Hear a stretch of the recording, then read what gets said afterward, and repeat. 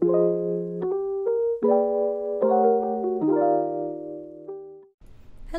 So I want to do like a really quick fun craft for making a quote-unquote molecular origami GFP. I found it on RCSB. They have like a PDF that details the directions for this entire thing, so you don't have to watch the video if you don't want to. And they also include PDFs for printouts of the red fluorescent protein and for the green fluorescent protein. So if you want to follow along, just print those out in color preferably, and we'll just have a little bit of nerdy holiday fun with this. So the RCSB Protein Data Bank does have like their own YouTube video where you can follow along, but I wanted to do it on my own too, so here we go. Here's the printed out GFP that I have. I'm gonna cut it out into its specified outline over here. Sorry that my footage is a little choppy, but here's what it looks like all cut out. Wow, so amazing. So when you're done with that, you're gonna cut out each of the individual strips following those dotted lines.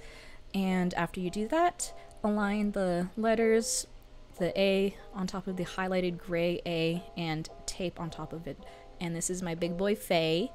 He likes to watch me do things. He just likes being a part of the action, you know. And I named him after Iron because that's what he looks like. He's just a cute, big little nosy boy, and he's annoying, but I love him. I love him so much. Anyways, back to the craft at hand. This is just a visual demonstration of how you're going to align the letters on top of each other. Tape right there. Bada bing, bada boom, you're good. And it's just a little bit tedious, but it's fine. It's a fun little craft that you can do with students or something. It's a little late in the year, but maybe for educators next year or something. What I like about this printout is that it includes the carboxylate, a labeled ammonia, and also a labeled chromophore. That's pretty cool. So this is kind of like the trickiest part of the entire process because it does require like a little bit of hand-eye coordination. You're going to want to align the central blocks to each other and then tape alongside the long side and make sure that you go in alphabetical order. And in addition to that, make sure that the arrows are going like opposite directions. So up, down, up, down, up, down, up, down. And it's just a little bit tedious, but you know, nothing too difficult.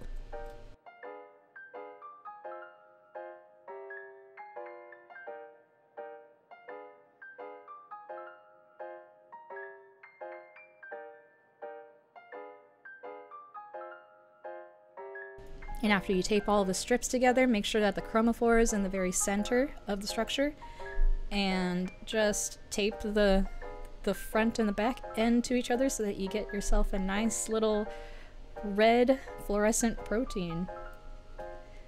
And here she is. Beautiful, stunning, amazing. So here are both of the fluorescent proteins in all of their glory, and I know what you're thinking. Oh, how is this useful? Well, I'll show you. You can use it as an ornament for your chemistry. As if that joke hasn't been reused so many times. It's so cute that way. But it could also be a cat hat, in theory. In practice, not so much, at least with not my little babies. I tried to bait them with some cat treats, but neither Cosecat, and yes, she's named after Cosecant, and Faye were really fans of the cat hat. They actually hated it so much. Both of them hated it so much. So as for a cat hat, I would not recommend it. 0 out of 10, unless your cats are a lot more gracious than mine. But it does work as a cubicle ornament, which is what I did.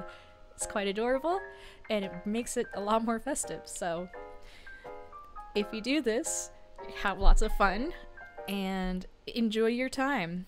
I hope you have an amazing holiday, Christmas, or whatever you celebrate. And I'll see you next year. Alright, bye!